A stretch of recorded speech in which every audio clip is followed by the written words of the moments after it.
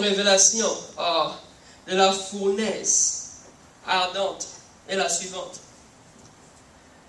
Qui ont jeté Ananias dans la fournaise? Des gens vigoureux. Le feu était tellement fort que les gens qui sont allés jeter Ananias sont morts. Maintenant, j'ai demandé à l'Éternel comment Nabuchodonosor est en train de venir à la porte de la fournaise. Parce que la Bible nous dit il est venu à l'entrée. Mais je dis, Seigneur, les gens qui ont amené Ananias ont été brûlés. Mais comment lui il est venu à l'entrée? Le Seigneur m'amène dans Psaume 23. Psaume 23, le verset, je crois c'est le verset 5. Il dit, je dresse une table devant tes adversaires, afin qu'ils se mettent devant toi et que tu puisses dîner.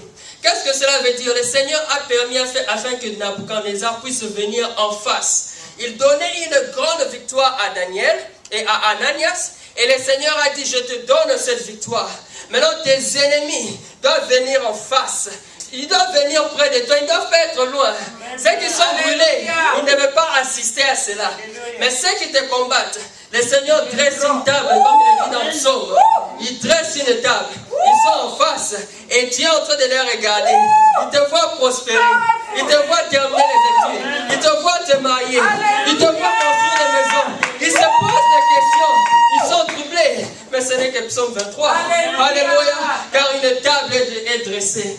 Nabuchodonosor, tu dois venir à la fournaise. L'Éternel va permettre que tes ennemis viennent le plus près possible de toi, afin qu'ils puissent voir comment l'Éternel récompense, comment il élève ses enfants. Alléluia. Ne t'en fais pas pour ceux qui se moquent de toi. Amen.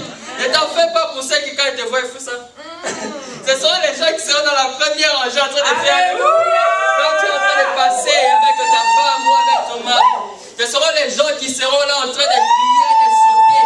Lorsque l'Éternel va t'élever, ce sera les mêmes personnes qui seront devant l'écran quand tu vas prêter serment. Alléluia. Alléluia. Que Dieu soit loué. Amen. 6e révélation. De la fournaise, cette fois chauffée. Il y a encore une. J'ai beaucoup aimé la 6e. Alléluia. Waouh. Qu'est-ce qui se passe dans le verset 27? Toujours dans les versets 26. Pourquoi l'Éternel permet que le roi arrive à la porte de la fournaise? Il y a une autre raison. Je vais vous amener dans les livres de rois. Les livres de rois nous disent ceci. Il y avait une famine. Oh, il faut que je retrouve le passage. Le titre, c'est la famine de Samarie. Il y avait une famine à Israël. Vous pourriez chercher l'histoire. Ce qui s'est passé, que les gens avaient tellement faim qu'ils ont commencé à manger les enfants. Une maman qui mange l'enfant de l'autre maman. Dans une situation compliquée. Maintenant, le roi de l'époque a dit à son écuyer, qu'est-ce que je vais encore entendre de l'Éternel? Qu'est-ce que je vais encore attendre d'Élisée pendant que nous sommes en train de nous manger? Il envoie quelqu'un vers Élisée pour aller, parce qu'Élisée a dit, cette personne est en train de venir me couper la tête. Le Seigneur l'avait déjà révélé. Mais Élisée a dit ceci. Je ne sors pas de mon message, je reste sur la 6e révélation. Élisée a dit ceci. Demain, à la même époque, cette situation va changer. C'est-à-dire, vous êtes en train de manger les enfants d'autres personnes, mais ça ne sera plus le cas. Vous allez commencer à bien manger. Si vous lisez l'histoire, vous allez voir, le Seigneur avait fait quelque chose d'extraordinaire avec les lépreux, et les camps des ennemis s'étaient dispersés à Israël, la situation avait complètement changé.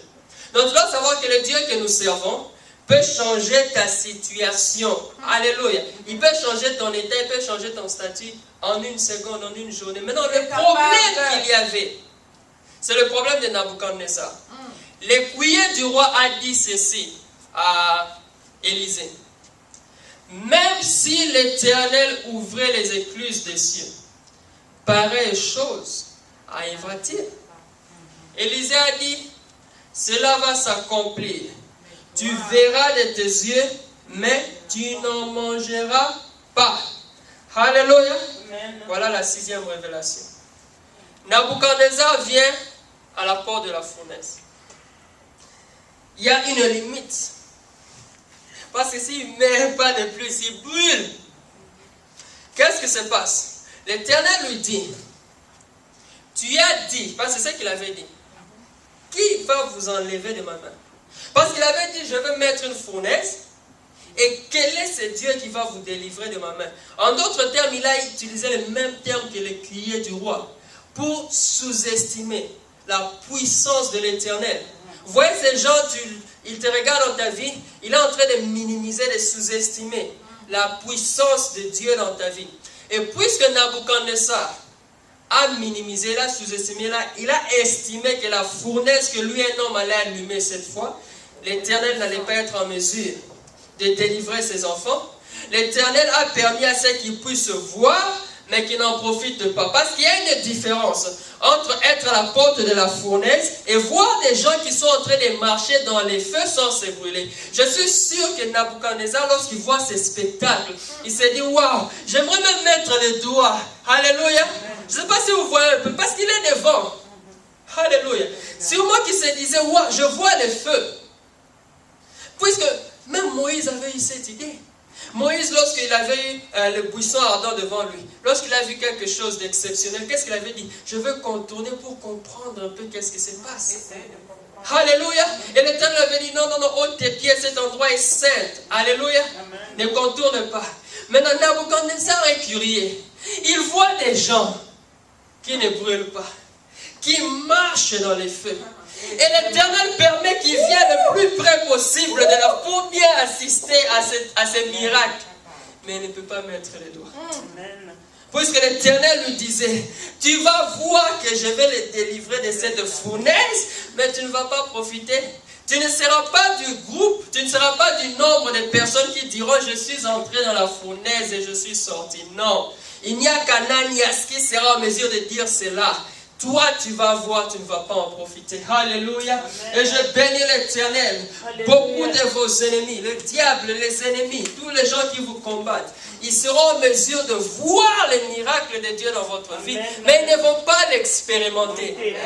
Ils seront des spectateurs au stade où toi, tu seras dans les terrains. Ils vont te regarder à la télé lorsque Dieu va t'élever.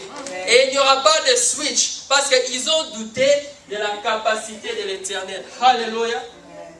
Septième et dernière révélation de la fournaise, cette fois chauffée. La Bible nous dit,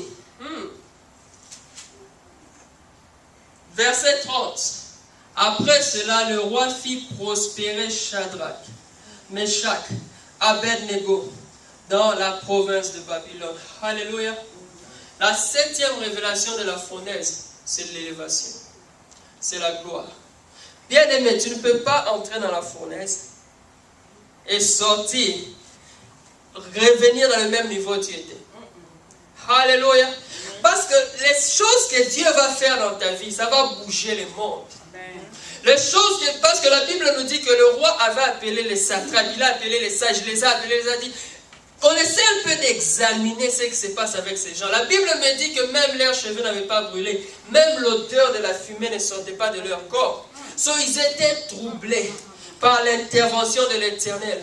Ils n'avaient rien d'autre à faire que de lever. Ils n'avaient rien d'autre à faire que de reconnaître. Alléluia. Toute personne qui est en train de douter de l'Éternel dans ta vie, si tu es fidèle, le moment va venir où il va voir non seulement ton élévation, mais il va contribuer aussi à ton élévation. Alléluia. Parce qu'après la fournaise, c'est l'élévation. Après la fournaise, c'est la gloire. Toi qui es en train de passer des moments difficiles, ne te décourage pas. Alléluia. Regarde seulement la fin de la course. Dis seulement l'ennemi chauffe la fournaise, chauffe, le miracle sera grand. Et puis l'Éternel va t'élever. Alléluia. La question est de savoir comment on ne parle pas de Daniel. On nous parle d'Ananias. Je cherchais le nom de Daniel dans l'histoire de la fournaise, je n'ai pas vu. C'est simple. Chacun a son combat. Bien-aimé, ne vis pas ta marche avec Dieu en fonction de ton voisin. En fonction de celui qui est à ta gauche ou de celui qui est à ta droite. Chacun a une révélation. Chacun a une vision. Chacun a une marche. Toi qui es prédicateur, n'essaye pas d'essayer de copier ou de... Je ne sais pas. Amen. Amen. Si c'est pour la gloire de l'Éternel, gloire à Dieu. Parce qu'il faut copier les bonnes choses. Gloire à Dieu. Mais si c'est parce que tu as envie de vivre sa vie, non, chacun a sa vie, chacun a son nom. Cela veut dire que le combat d'Ananias n'est pas plus grand que le combat de Daniel.